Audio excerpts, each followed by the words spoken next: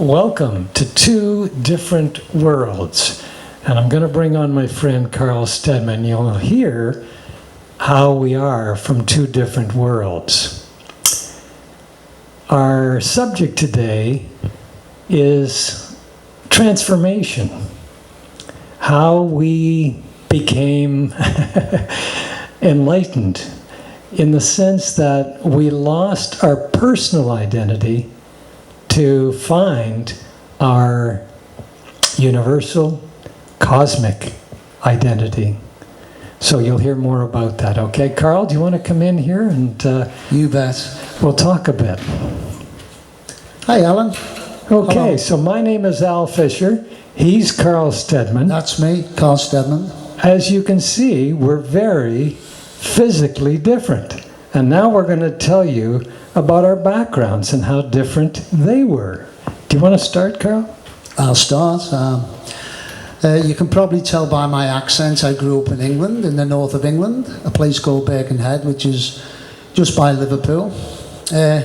Quite a rough place to grow up. The Beatles came from there. That's where the Beatles came from. I'm proud to say that. So yes, we brought the Beatles to the world, so we can sing, or the Beatles could sing anyway. I became a singer later on in life, but that's another subject. I started martial arts at a very young age, and I've been teaching now for 40 years.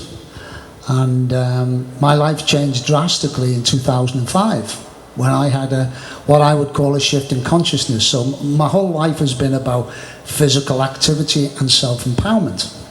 So put it over to you now, Alan. How about you, Alan? Okay, I didn't teach martial arts. I came from the east side of Toronto, which was the poorer section, and a Jewish background. And we were the only ones, my cousin and myself, we were the only ones really of a Jewish background in a predominantly Christian neighborhood. And then, at about age 7, we moved to Forest Hill, which was predominantly Jewish and predominantly Nouveau Riche. And when I saw how one side was prejudiced against the other, at about age 13, I just threw it all out and said, this is ridiculous. A human being is a human being, and to transcend the differences. I quit school at 16, and I understand you did too. I Or did you beat school me? at 15. Yeah, I beat you by 1 year. Okay. We didn't see much point in it. I used to watch the mailman and think, my goodness, that person is free. And I'm trapped in a classroom. I think going back now, looking back at my life with what I've discovered now is, I feel that they don't teach enough in school about real life situations. Agreed. That's my personal point of view. And I personally learned a lot more when I left school because I wanted to learn about life. Like, who am I? Why am I here? What is life all about? And I had, after going through a very, very hard time in 2005, I basically lost everything. I lost my house, I got divorced, my father died, I broke my ankle, all within a matter of about 6 months. And I had what I would call a huge shift in consciousness. Alan. Okay, let's talk about that because that's the most important thing. So at a human nature level, you and I are very, very different, coming from very, very different backgrounds. But I had a shift in consciousness too. And when that happened, I saw that the human nature level, my human identity, was only part of the picture. The physical, the background, the thinking mind, which is certainly emphasized in school. Because I went back to school and I got my BA, and then I went to law school and became a lawyer, and then a judge of the small claims court. So it was all mental, and law school was all above the neck. You know, it was all dedicated above the neck.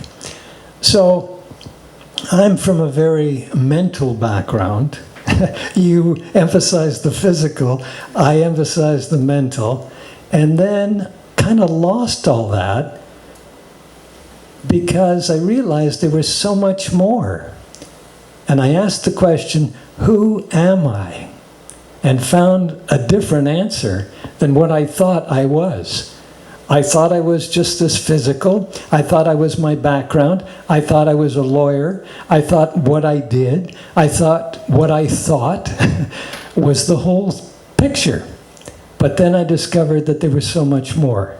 So let's get back to your shift in consciousness in 2005. So we call this series Two Different Worlds, and as you can see, Alan became a justice of the peace. I remained into fitness, martial arts. Alan, you reached the pinnacle of your career, really. I mean, there's not many people who can say, I became a judge, right? Some people would say that is the top. And certainly, you know, when I talk to people, they go, oh my goodness, that's prestigious. Yeah, absolutely. Yeah. And yeah, we both are exactly the same. We met about 3 years ago at an Eckhart Tolle group meeting. And we realised, and everyone who came to that group, and who still come as well, from all different backgrounds, we have one thing in common. We know we're human beings. And I would say that we are spiritual beings having a human experience. So as Alan said, I'm not Carl Stedmond, this martial arts instructor. Yes, I do that in this life, in the world that we live in.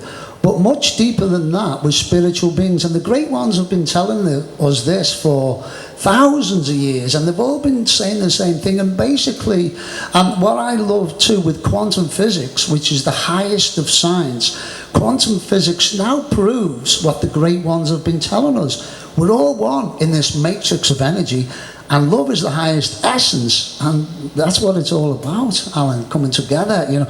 And I seem to feel that the world right now, it's all about separation. That's where all the trouble comes from, separation. Separation and fear. Separation and fear. But when you realize that it's not your life, you having a life, it's life living you. You are a spiritual being. You know, what is animating this hand? What is animating my vocal cords and my mouth right now? It is life. As long as we are alive, we can move, we can think, we can do this, we can do that. But it's not our life. We don't own it. We are in this body. It's a suit, like our clothes. But it is life coming through us. And when you realize that, there is a change in identity. That life force is moving the planets around the sun. It is forcing the blade of grass through the concrete, the flowers, the trees. It's all one life force, and we are a part of that. It's coming through you. It's coming through me. So two different worlds, but it's one world now. We realize we're spiritual beings, human beings. It's the being that we have forgotten. And I think a really important point is too, because depending on where you grow up in the world, that becomes your perception, becomes your reality. So depending on your background, a lot of people think they're different. I'm Chinese, or I'm whatever, you know, I'm English, you're American, I'm black, you're white. And we start to believe in these things, you know, because it seems to become like a program. And when you think of our mind is a supercomputer. And just like a computer, if you've got a virus in a computer, it doesn't work quite as well. And I personally found out when I had my shift in consciousness that our own voice in our head, that we can go along during the day and we literally talk to ourselves. Now, if you would do this on a train or a bus, people wouldn't want to sit next to you, think they're crazy. And yet a lot of us do this all the time because we're not really aware of that voice. But once you start to become aware of that voice, you understand that most of the time it's a negative voice, right? And it's actually worrying about the future, what he done, what they're going to do to me, or in the past, what they did to me, you know, and it goes on and on and on. And so I think becoming self-aware, Alan, of your voice in your head, I mean, it's great to, what we call, be awake and live very consciously, but if you still got that voice running, once you become more aware of that, you can lower that voice down or even switch it off completely. What's your opinion on that? Yeah, we both recommend Eckhart Tolle. He realized that, and in his books, The Power of Now and A New Earth, he emphasizes this, to become aware of the critical mind, the judgmental mind, the voice in the head, who you think you are. It's talking to you, but who's talking? You know, it's like two different people. You are the life force, and when you become aware, hey, that voice is telling me I'm not good enough, or I'm not worthy, or I'm Chinese, or I'm black, or I'm this, or I'm that. But that's not who you are. You are life. You're a spiritual being.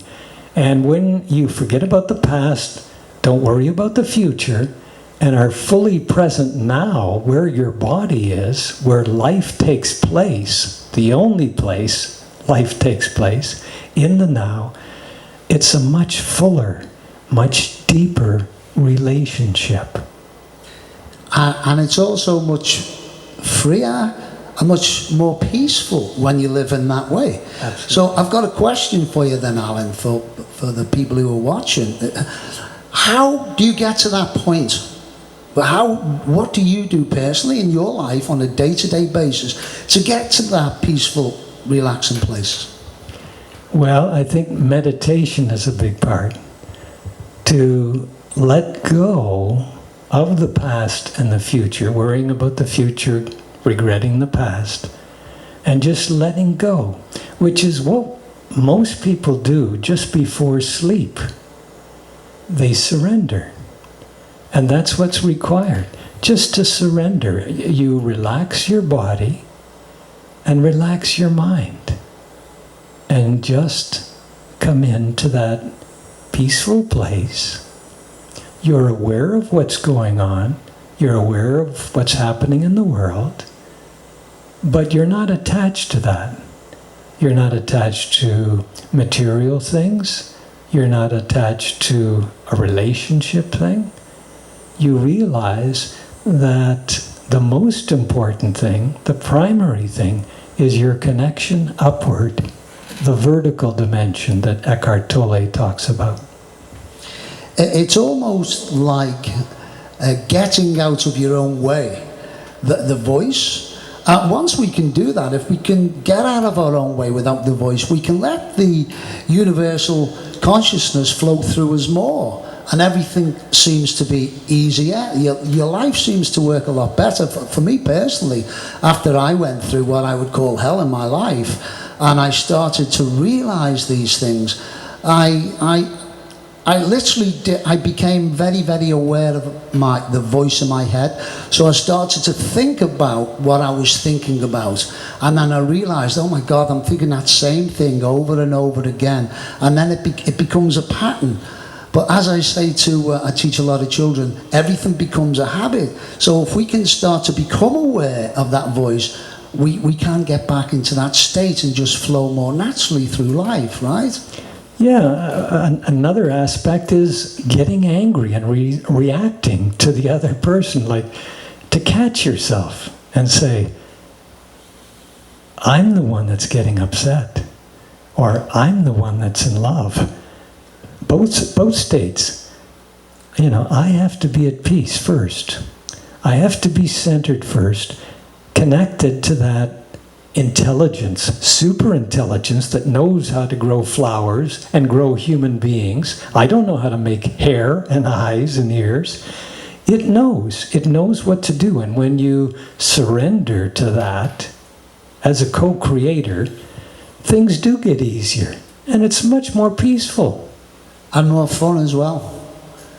Well, this has been great for our first edition, Alan, and as we spoke about, we come from completely different backgrounds, and yet we come together as human beings with an understanding that we are connected at a level that is a universal consciousness, a divine essence that science has now proven, as we spoke about, and it's been fabulous talking. Absolutely. We are in agreement. We're in spiritual, vibrational agreement, and as a result, everything is harmonious. So, we'll see you next time. Thank you. We will, and just remember one thing, to spread the love. At the time that we're in right now, it's quite hard, and spread the love and peace to your neighbour, to a friend, and to people you don't know. Spread the love and peace. Thank you. Thank you. Thanks, Alan. Okay.